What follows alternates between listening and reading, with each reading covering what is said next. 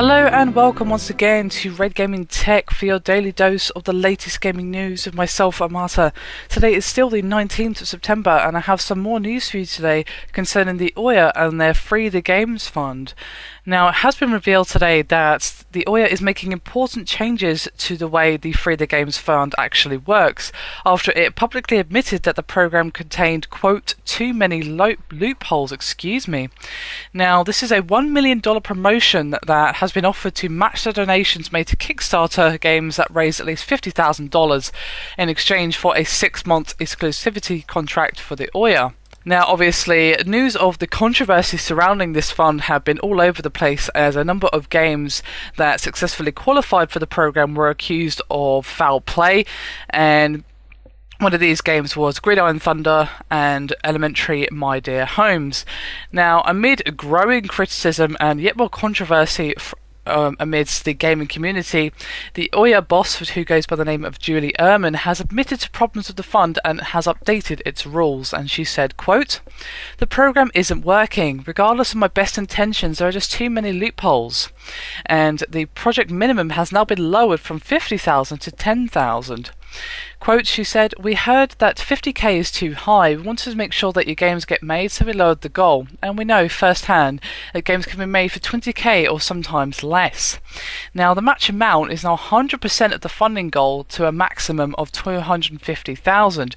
And she continued to say, quote, "If you receive more than you asked for from your backers, great, but this should be a measurement of community interest, not a push for more funding." Now, basically how this will work now is that for every 10,000 raised on Kickstarter, the crowdfunding drive must have a minimum of 100 backers. And she continued to say, quote, "The intent is for the community to want your game, not a small number of well-resourced supporters. We feel we need to look at the minimum number of backers to make sure that it's in line with the spirit of our program." And they've also tweaked the exclusivity requirement so that developers can launch on the PC at the same time as the Ouya. And she said again, quote, "We want your game on the TV, but we also want your audience to grow. So if you want to build a PC version at the same time, go for it." And the bonus idea of the Free the Games fund, which is probably the most controversial part of this particular fund, has been ditched entirely. And she said, quote, "We agree, it just doesn't feel right. We think this will support the nature of the fund to make great games. You need to play by the spirit of the fund as much as the rules. We can't account for every loophole. So if we, our community, feel you are gaming the system, we will review your project and consult with our developer friends for their advice and determine whether to fund it or not." Now, she did also touch on Gridiron Thunder, which is of course one of the games that actually matched the original funding idea, and it has now been pulled out of the Free the Games fund, and they have been quoted by saying they don't need the extra cash. And Julie said, quote, "They called us and let us know that they're pulling themselves from the campaign, that they've raised enough money from Kickstarter to launch it on their own. They want that money to go to the developer to bring your game to Ouya. I just want to say that's amazing. They didn't have to do that, and I think it's incredibly awesome of them. We've already seen some of the game. It's looking great, and we're looking forward to working with them on some of their other stuff."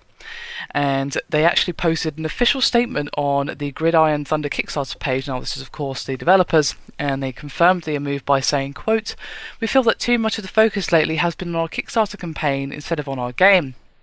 Our hope is that people will now focus more on the game we are about to launch and that we are very excited about.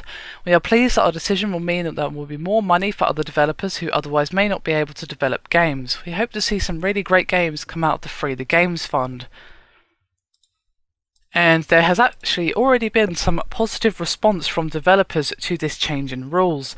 And there was an official statement from Sophie Holzen, who did in fact pull her game by the name of Rosen Time from the Ouya marketplace, and this was basically in protest at how they dealt with the controversy and disappointment surrounding the Free the Games fund, and they actually thanked Ehrman for listening to the criticism surrounding this particular fund.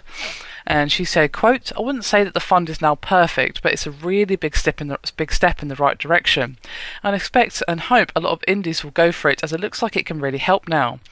I want them to be able to afford to do that, and I want to play their games too. If you can keep this up, keep listening to concerns of gamers and developers, I think it will be super promising for the console. My faith has certainly gone a long way to being restored. I'll be keeping an eye on things for a while, and hopefully I can find myself being comfortable bringing my game back to the console. and I might even consider giving the fund a go myself. So there you have it, the latest news on the Ouya and their Free the Games fund. Now, when I did my video on yet more controversy surrounding this fund just yesterday, I did express my hope that they would have a smoother ride, because the Ouya has not really had a good time of it at all. Since it came out, the original launch was plagued with problems, and now of course we've got this whole Free the Games fund, which has just been a massive ball of controversy since it first came out. So yeah, hopefully this change in rules and the fact that the developers are already reacting positively to these changes will mean that the Ouya can finally just move away from all this drama and actually get some positiveness going around, because all it seems to be at the moment is controversy and negativity. So hopefully the future will be will be better for them, and yeah, we can see the end of this controversy surrounding the fund. Hopefully there will not be any more people trying to take advantage of it, and no more nonsense surrounding it. Fingers crossed for the developers of the Ouya, and of course any indie devs hoping to get their game on the platform. Anyway, that is me done for this video. Hope you've enjoyed it. Thank you very much for watching, and I'll see you next time.